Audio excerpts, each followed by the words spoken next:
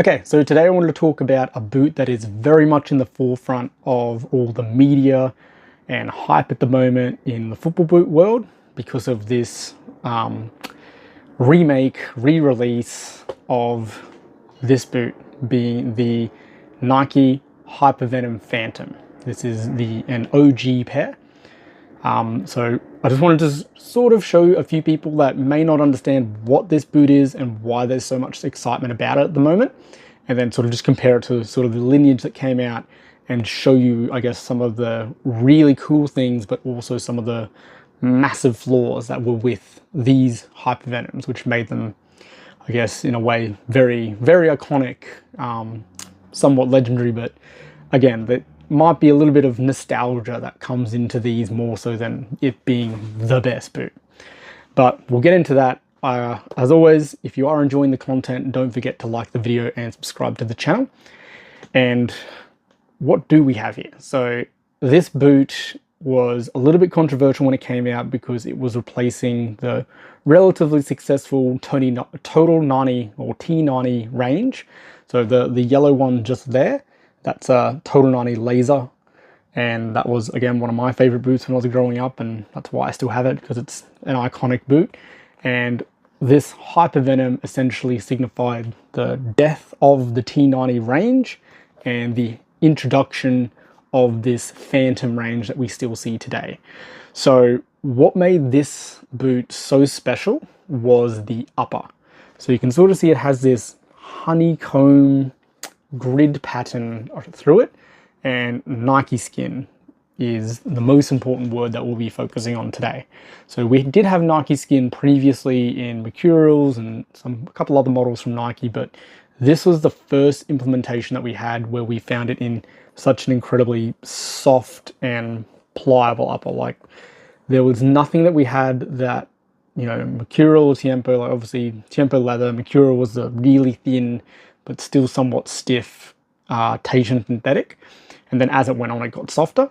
But this was something that out of the box was just incredibly soft. It had a unique off-centered lacing system, low cut design, and still a relatively lightweight boot. So as the T90s were marketed more as a power boot, this was marketed more as an agility boot. Doesn't really matter either way, but more so, it's a lot more lightweight, it's not as bulky, and the biggest thing that I guess most people look on this boot as is having an incredibly soft upper that even to this day we haven't really seen this again, and that's for a few reasons. So this was the OG, super successful, sold out really well, and yeah, this particular colorway is the reflective. So this is an old boot, so you can kind of see on the back here it's a little bit yellow and sun damage, but there's this like sort of like spotted pattern through here, and if you catch that with like a camera flash, you'll actually see that light up, and it was part of a reflective pack. Anyway, but with these boots, very iconic due to that upper and being so incredibly soft. So when they went and were ready to make the second version of that, they went to these. So they do look similar. Obviously this one does have the high cut collar, but you could get it low cut as well. But still a very similar design. Everyone could tell that this was a continuation of the Hypervenom. You know, it had the big tick in the same place, the off-centered lacing system. Both of these are in the SG or mixed stud, so metal studs and plastic studs, and they're the same stud pattern between the two, just with a graphic. Doesn't matter. But the biggest thing with this is the upper. So one of the problems that we had, or the biggest problem that we had with this OG, was how flimsy and how often it was to first overstretch and then secondly just completely break at the sides and detonate. So for some reason, I don't actually know why. I don't know if it's the way they've been stored. These boots have been actually stored in relatively similar conditions.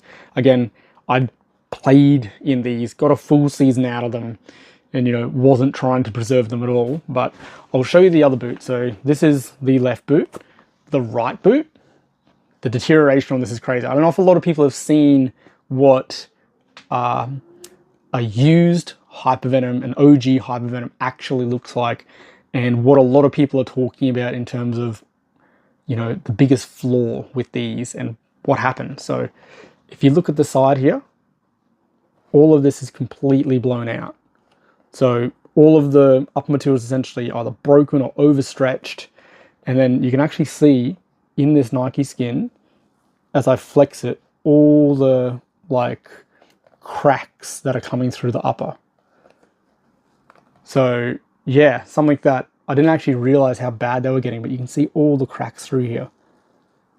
So again, super soft, but absolutely overstretched on the side, broken through there. And yeah, this is actually probably the first time I've seen it where you've got all the cracks through the really soft Nike skin upper. So with, again, this is obviously an extreme case, but with a lot of them, even in good condition, like this one even still being a better boot, you can see on the side here, it is starting to come undone on both of the sides. And that's not too bad for the age of this boot, but there was obviously a fair few warranty claims and people had complaints about them breaking. So when they went to the second generation, they took it from one of the softest uppers we've ever seen to one of the stiffest uppers we've ever seen on a Nike boot. And like, this thing is like, it's stiff. And like, you can hear it, like it's crazy stiff. So whereas this is super soft, very stiff. So you did have the fly wire implemented in this to give you some more lateral stability and to give it some more durability as well. But this original Hypervenom 2 upper is just, yeah, you can actually see how like it flexes and pushes, and like it just, because it was such an extreme from so soft to this, I think it really did, it made this into this iconic legendary boot because we had something so special and then it was taken away, and this is what we got.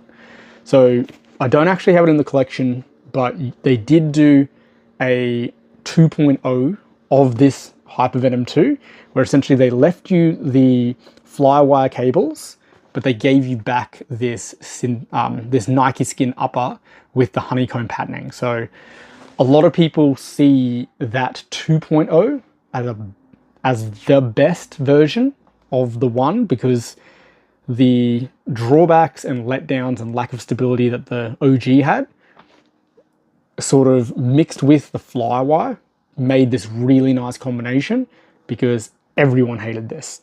And again, you can actually see that's a wearable finish, and I've maybe used these 3 times. Just not a good boot to play in. And luckily we did go to the Hypervenom 3 after that, and this is a fantastic boot in its own right, with the fly knit upper and the little foam pods and everything, and the hyper reactive sole plate. And essentially what we're about to get in this Hypervenom remake is this upper, and for what I've seen, it's slightly tweaked to hopefully give us some more durability, and then they've slapped it on this sole plate. So upper from this, sole plate from the 3.